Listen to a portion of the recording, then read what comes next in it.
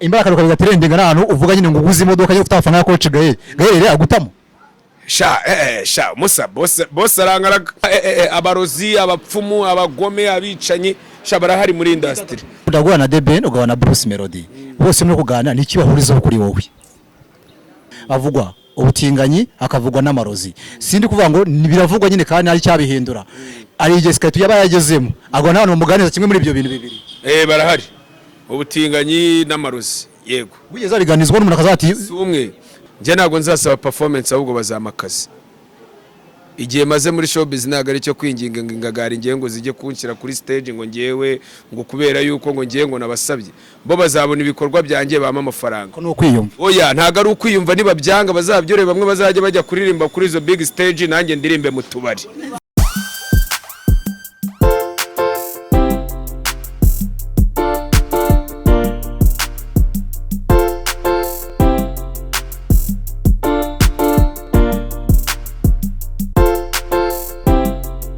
Another day, another blessing. Another bombo clacking. Oya nakugo. Oya urumva manza nturika ngewe ariko anakora intro ni bya bindi nyine utangiye uvuga ngo another day nanjye itanipanga kai. Na bagiro papa wanje. Bena mbere umuntu munini. Fresh sana man ni imana igenda ibideveloper ntago ari ku bwacu ntago ari ku bwawe ntago ari ku bwa buri muntu. Imana niyo ifite impamvu ibikora nyine niyo mpamvu Imana nyine igenda ifata umuntu ugasanga hari ibyimuhereza bitandukanye n'iby'abandi. Imana yahaye niyo Bosco impano ikomeye ariko ntiyagira amahirwe yo kutarebesha amaso yombi akaba afite ubumuga bwo kutabona. Imana rero yatumye ngewe aka kanya mfite amaguru n'amaboko ntago ari uko ndi uw'agaciro nta nubwo ndi uwa danje ahubwo ni Imana iba yarabigennye kugira ngo ingire uw'agaciro mu bantu bayo. So ibyo ngibyo cyane bade wambaye neza cyane. Merci beaucoup kabisa Imana ihimbazwe. Yego. Hano mfite ikibazo cyane ngiye kubaza cyava ngo gucuruza ibyangwe byakunanije iki? Wowe ucuruza ibyangwe cyane na mbere aho utangiye kujya mu mihanda uwo muvuduko uragabanyuka byakunanije gucuruza ibyangwe. Gucuruza ibyango nagize ikibazo cya depression. Nari mfite credit ya banke iransaza. Abantu benshi bajya bafata credit barabizi. Nge rero credit rero imaze kunsaza biba ngombwa ko mbihagarika mu kurwana no guhiga amafaranga yo kwishyura credit ya banke ariko aho namaze kuyishyurira nayirangije umwaka w'ibihumbi 2022 ubu yararangiye rero ubu ndumva isaha nakipanga akazi ngakora ndamutse mbonye ibindi bishoro kuko ubu ngubu business kiragiye twayikoraga ubona ari ibintu bigize ariko bakakanye ibishoro byashinga shop ya danje na amafaranga afatika ni capital ifatika. Yego. Amagambo atakwishe yagukiza iryo jambo ryemera. Amagambo atakwishe yagukiza. Yego. Ishobora kwipanga akazi ugakora content igafata igihugu bitewe n'uburyo wayidevelopye bitewe n'uburyo uri kuyiramingamo ukaba wagira amahirwe yo gukira bikagufata bikagushyira ku rundi rwego. Hari n'ijambo ushobora kuvuga nk'imvugo nyandagazi kuri social media cyangwa se gusebya mugenzi wawe biguturutseho nabwo ushobora kuba wabihanirwa. Yego. Imana na Skytuba abana bati Imana irankunda cyane kandi nanjye ndayikunda kandi Imana ngiyewe ndi umukozi wayo ndi n'umwe mu bana bayo yishimira. Irankunda nanjye ndayikunda. Ijambo ry'Imana rivuga ngo Imana nuyegera nayo izakwegera nuyikunda nayo izagukunda nuyiha umutima wawe nayo izaguhwaye. Urumva rero uburyo nge mbana na Nyagasani Imana mba mu bitekerezo by'Imana kuruta uko yo iba mu bitekerezo byanjye. Urumva nge mba mu bitekerezo byayo kuko yo ingenera ubuzima bwanjye bwa buri munsi. Haleluya. Ko nazi ijambo ry'Imana umbaje icyo kibazo uzi yuko rero ngewe ngo ndaza guca ku ruhande ngakubwira ibindi. Oya nge mbivuga mu buryo bwa Gikristo kuko sinjye nyina n'Imana no mu buzima bwanjye sinkunda umuntu ukina n'Imana no mu bintu bya mbere byose nyankora kuri iyi si hari imikino najya nkina yo gukina n'ibintu bya Nyagasani. Yego. Umuziki kwamamaza gusesengura gucuruza wabihuza bigashoboka uramutse nyine ubifite ubushobozi bwose icyarimwe byose kandi byose mbikora. Ndacuruza ncuruza ibibanza ndi umukomisiyoneri ncuruza amazu n'amamodoka n'ibibanza byose mba mbifite. Simfite company suzi ko nakubwiye ko mfite wa Bagaya Real Estate ntago ujye ubona nyamamaza ngewe mfite ibibanza kenshi na kenshi ngewe usanga ahubwo ari nabyo mba nahaye n'umwanya munini kurusha n'ibindi bintu. Gusa byose wabikora, gusa ibintu byo gucuruza ibibanza n'amazu byinjiza amafaranga yatuma ubuzima buhinduka. Ugabona yo gushora mu miziki, yo gushora mu bindi bintu yanagufasha kugira, ahubwo mujye mudushakira abakiriya wa Baga Real Estate, nimero yanjye barayizi. Ukunda guhana na The Ben ugahana na Bruce Melody, bose muri kuganira ni kibahurizo kuri wowe? Wese we muganira uko wese mu buhuko nyine, ariko bose bakuganiza ni ikintu bose zibahurira kuri wowe kukubwira. Urumva ari igenda kubita nk'injuga, bose nyine kwa kundi buri kwakubita injuga nyine bose bahurira ku ijambo ryo kunyita umurara. Ati wa murara, ariko ubwo bwenge bwawe butuza naho wajya umenya ko natwe turi bakuru. Ati natwe turabarara. Buri wese nyine buri wese abambwira ati wa murara, kuko twereka ko turusha uburara kandi natwe turiho. Bose bahurira ku ijambo ryo kumva ko nabari abarara nyine ari aba gangster. Nicyo kintu mbaziho. Umuntu ujya uganira ukamuheza nyine kuri injugu umutera zose ingingo ku yindi bimufata byoroha cyane gufatisha ku ngingo nini. Shani Ben kabisa.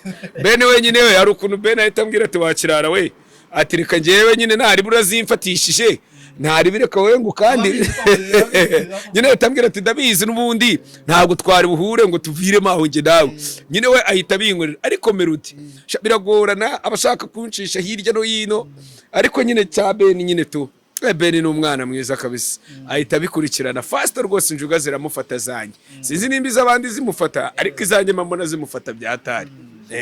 Kandi n'ibintu mubwiye kenshi na kenshi arabyemera, kubera ko nyine abazi ko ndi w'imihanda, abazi ko nyine tu ari nk'ibintu mbaze nyine. Ariko na Melody nawe aranyemera, nawe hari deal nyine anyinisha, akavuga ati deal ni ya Skyto. Nawe hari deal nyine ajyamo akavuga ati deal igomba kuba irimo Skyto kabisa.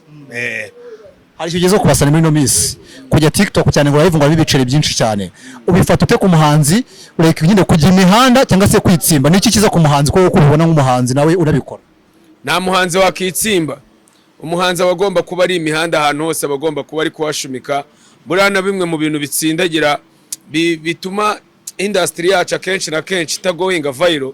Ibintu byo kwitsimba ntago ari byiza ku musani. Nubundi se ibyo uri gukora nubundi buri imihanda buri kubyereka abanyarwanda. Sinzi impamvu rero wakitsimba. Ahubwo man ibi bintu bikunze cyane kuko biguhuza n'abafana.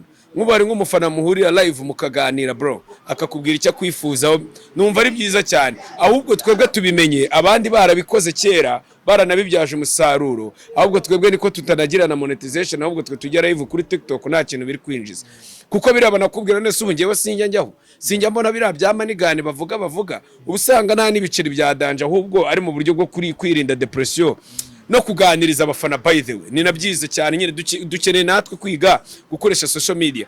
Kera ntago wajya kubona ukabona ngo Burna Boy his live ukabona live, ariko twego bacu mu Rwanda yambaye jumper yifunze yashyizeho agapfukamunwa ari kugenda inyonyomba gutya bro. Nta mustar witsimba. Mustar bagomba kuba ahantu hose ari riti, abantu bamushagaye, ari gutera peace abantu bari guciringa. Nujye ubona ba Wizkid ko bafata time bakageza aho Joreba kujya guciringa n'abantu babo. Nicyo bintu natwe tubura muri quartier. Ubone Bruce Melody yatembereye muri quartier mu Kajyasi, ubone The Ben ari muri quartier ziwabo mu Gatenga, man ubone Kapirupi The Great ari Nyamirambo, ubone Skyto ku Gisi ari mu Maniga bari guciringa. Byari ko ngiye nibyo nkora ngiyewe. Gusa ngiye niko live nyine kuyijyaho njyaho rimwe na rimwe ibintu nk'ibyo, ntaga nyine ari domaine yanjye cyane, ariko ngiye iyo mbonye umwanya njyaho kabisa abantu nk'abavundereza. Niko atari ibintu nkora cyane, ndamutse mbihaye umwanya nanjye bya nyine ngiyewe ntaga ari ibyanjye, ariko kubibashije we abagize. Niko ahubwo ngiyewe mba ndi focused kuri YouTube cyane, nkuko hari abahanzi badakunda kwigaragaza kuri YouTube cyane, babitsimbye usamagara nk'umusanati wa interview akakubwira gukena gutya kitsimba, ariko ukamubona live. Nge rero hano nandukaye nabo bo bari focused kuri TikTok, ngende live kuri YouTube. Nicyo kintu ubona ngewe nyine kiba kindaje inshinga byadanje kuruta ibyo byose, kuko ngewe YouTube ni akazi kanjye, niyo business yanjye. Yego mbonye umukino mbuza social media nabyemera. Ni ikibazo icyo mbonye umukino mbuza social media nabyemera. Uwo mukire yagumana ibintu bye kuko yabagiye kumfungira ubuzima. None se urajya kumbwira ngo ngiye ugiye kumfungira akazi, ngiye ugiye kujya kumbwira social media yimbajije gute se? Ikiyozi cyo nta n'umukire ngiye wama akazi katara ka social media. Biragoranya akazi kose kuko agiye kuri social media. None se wabunjyanye nunjyana mu rusengero still n'ubundi mu rusengero no guhimbaza no kugira ute, nabyo biba bigomba gupostinga. Akazi ngiye wanjyanamo katarimo social media wakihorera. Ibintu byo kujya kunsimba subwo nakaye akazi ari umufungo se wowe nyine mbwira nk'akazi umuntu yamereza ntari bugiye kuri social media. nyine shaka urumva wowe naho ukora ibikora bya Real Estate nyine dukorane njye wereza akazi buri munsi dukorane nyine tujye mu bibanza ko sinshaka posting ese oya nyine posting ko utari simbigaragaremo wabagaye posting ko utari garagaramo njye singaragare biragoranye byangora cyane yaba mbaniye nyine yaba mfungiye amaraso nago bisuga ibyo bintu byabaho nago wambana kabiri credit yagize kumbana uje no kumbwira ngo ugiye kumbanisha mwana kumereza akazi kambana oya nawe wabukoze amakosa ahubwo mukire wawe uzabubwira ati Skyto ntuzamubangamira aho wabugiye kumbangamira akazi ngiye kuva nareka gucuruza ibyango akazi karanuze kumunwa umbwire ngo ngiye kujye kumbwira ngo social media urayimbujije aho wabumemukiye muri muntu wambere uzi kuvuga neza abakire ngaho bose bataye ngo bagiye babyumva bakisekera bakakwihorera nibyo koko bivuze muri muntu wambere uzi kuvuga neza abakire ngaho bagiye babyumva bakisekera bakakwihorera koko nibyo cyangwa ko baragaruka bakaza no kugushimira ko bavuze kaba boss bankundara na ama boss w'i Kigali twari twahura ngamvemo buri mukire wese nyine duhuye w'i Kigali kabisa ababizi ko abaga agomba kundeba ijisho ryiza imbaraga rukabiga trending n'ahantu uvuga nyine ngo uguze imodoka yo gufata ya coach Gael agutamo sha musa boss arangaraga sha mbanza no mubanigo muri social media rwose bafatisha Gael sha nanjye mbamo kabisa simbizi wenda nimba abandi uko ngewe abinkorera ariko nabo abenda bibakorera ariko nge ndi umutanga bo hamya kabisa sha ngiye rwose Gael rwose sha bro ngiye Gael yo mufatishije gutya boss turi kumwe sha arambwira ati wabaga genda harantu baguhereze n'amakarito nka senkani y'amata y'umwana baguhereze imifuka y'isukari bagwe sha Gael ni boss ngenda namwemera warabinkorera Skyto ukora nakakana narikoze n'undi siba cyane rikora ariko tuzura ari gwitaza ko ubuzima bwa Skyto mu cya covid tuziyago tuzirene aho n'abantu babiri bafite ikihe cyuma mu mutima wa Skyto zisa ku buryo babibwira abanyarwanda urebye aba bagabo babiri bose bafite uruhare mu buzima bwanjye umuntu bita Yago n'umuntu bita Irene ariko ubwo uburyo ndi kuvuga ubuzima bwanjye ni mu bijyanye n'iterambere iterambere ryanjye abo bagabo babiri kabisa barifiteho uruhare kabisa ni abagabo beza bose ni abantu beza baransapotinze ariko nkanashimira Bakti buriya Bakti rega niwe wankoresheje cyane kuri social media kugira bamenye ariko Irene yabatanze kumenya yego Skyto n'umuntu ukunda guhura n'ibibazo by'uburwayi amaso akoza accident Skyto akunda kurwara nyine rimwe na rimwe akenshi ubu ibibazo by'uburwayi bwa Skyto bituruka ku kintu ko asanzwe yibera kuva na kera cyane ibintu yatangiye kuza atangiye kujya mu bwamamara oya ni karande z'imiryango ese ngubese ni karande nyine tu ese urumva nk'amaso ho mu bose barayarwara abasista babambaye amarirete mbese ubusanga nyine tu ntabwo njya mbyijene na impanuka zo n'ubundi umuntu ahura nazo ni ibyago bya buri munsi ariko uburwayi bwo ni ibintu navuga ko ari karande abarozi mu myidagaduro Skyto koko ayemera kabaho cyangwa se n'abantu bashaka kuryoshya cyane abarozi abapfumu abagome abicanyi shabara hari muri industry mu myidagaduro abantu ubundi ni ukugenda gake nge kandi njya mbibwira bano bakoboye nge nyamukunda kubibwira aba baniga ahubwo abaniga benshi baze muri showbiz ibintu byarahindutse nta marozi agihari nta bugome bukirimo bro ibintu byarahindutse nyine igihugu cyarabaye tambarari ngiye nka zamani ndabyibuka nyicuruza imyenda hari igihe najyaga njya mu kabari nkabona abasani bari kurwana intambara ahubwo harakabaho ribu bro man kera habagaho ibintu bitabaho tu ariko amarozi ye biragoranye gucika kabisa kuko man ikintu bita amarozi muri iyi system yacu arimo aregereje kandi ntumenya n'uwagutayemo rwose kuko sinatinya kubivuga nge nubaha Imana kandi Imana ndayikunda cyane nyihoza no ku mutima ariko nanone ntago navuga ko Sekibi atahari Sekibi arahari rwose muri showbiz vuba mu myidagaduro yacu bibiri cyane by'umwihariko yabanze rimwe na rimwe mu bihe nyine bitari byiza cyane avugwa ubutinganyi akavugwa n'amarozi sindi kuvuga ngo biravugwa nyine kandi ari cyabihindura ari igihe Skyto yaba yagezemo agwa n'abantu muganiza kimwe muri ibyo bintu bibiri barahari ubutinganyi n'amarozi yego wigeze biganizwa n'umuntu akazati umwe ngewe hari umuntu wigeze no kunganiriza arambwira ati Skyto dore ufite igikundiro cya danje ati nshobora kukujyana ahantu ku muganga ibuzinganjwiri ugafata ikironda cya Nyagasani nawe akagushyiriraho ati niwemera ryangombe se nawe ati jewe abantu ngewe bagiye babinganiriza mani byari n'umuntu washatse kunjyana no muri dawa hari umuntu cyagiye ndwaye ijisho ngewe urumva bari bamaze kumbaga inshuro 3 arambwira ngo njyane ku muganga nyine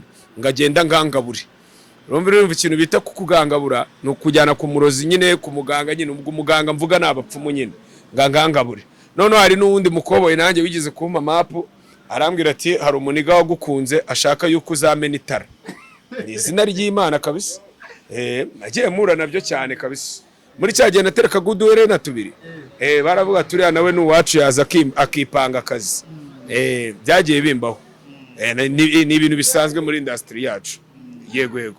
Tubasoza ikiganiro by'umwihariko ariko ni iki wishimira kuba warageze mu ruganda rw'imyidagaduro? Nicyo bishimira gusa cyo kuri mu ruganda rw'imyidagaduro. Ngiye kuva nagere rero ngiye muri industry ngewe. Nateye imbere. Cyane mu mutwe no mu buryo bwa financial. Skato afite gahunda gusohora indirimbo 2026. Uyu mwaka ahubwo ndayifite ntago birenga ukwezi kwa gatatu itarajya hanze iranahari imeze neza cyane. Skato za performing. Saha honyine ni hanze y'igihugu. Tutaburizemo ku Rwanda bibiri bizaba. Hari bya Bruce Melody na Debeni, hari bya Iwacu na Muzika. Niwe bitaramo ngo bisawa wasaba mu performance. Nasaba mu performance. Nje ntago nzasaba performance ahubwo bazamakazi. Igihe maze muri showbiz ntago ari cyo kwinginga ngagari ngiye ngo zijye kunshyira kuri stage ngo ngewe ngo kubera yuko ngo ngiye ngo nabasabye. Bo bazabona ibikorwa byanjye bama amafaranga. Ko no kwiyumva. Oya ntago ari ukwiyumva niba byanga bazabyore bamwe bazajya bajya kuririmba kuri izo big stage nanjye ndirimbe mu tubari.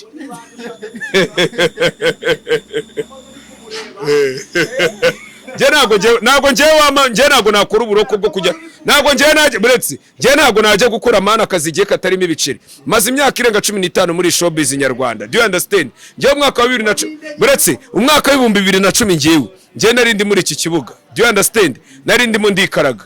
Ngewe nari ndimo ndahiga amafaranga muri guma 2010 nge ndi kubambika. Guhera 2010 kugeza 2018 guma ifunze. Nari ndi mu kazi. Abo bakira birirwa batanga akazi bose ni inshuti zanjye. Urumva rero kuza kumbwira ibyo bintu narabafashije nagize guhereza abasani baba imyenda y'ubuntu. Nge no gukora akazi k'ubuntu kujya kuri stage zabo z'ubuntu. Izo stage bazihorera nge ngajya kuririmba mu tubari banyishyura 100 byo kurya.